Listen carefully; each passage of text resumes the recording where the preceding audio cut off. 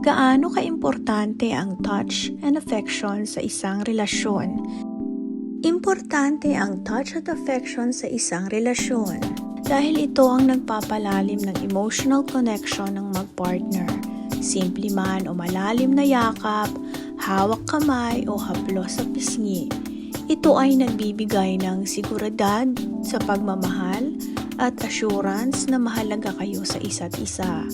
Kapag may physical touch, mas lumalakas ang intimacy at nagiging mas matibay ang relasyon. Sa totoo lang, minsan, hindi na kailangan ng maraming salita.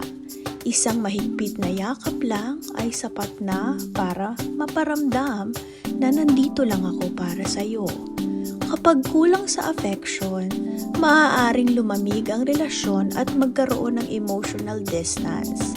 Kaya kung mahal mo ang isang tao, huwag tipirin ang simpleng lambing dahil minsan isang haplos lang ang kailangan para ipaalala kung gaano kayo kaimportante sa isa't isa.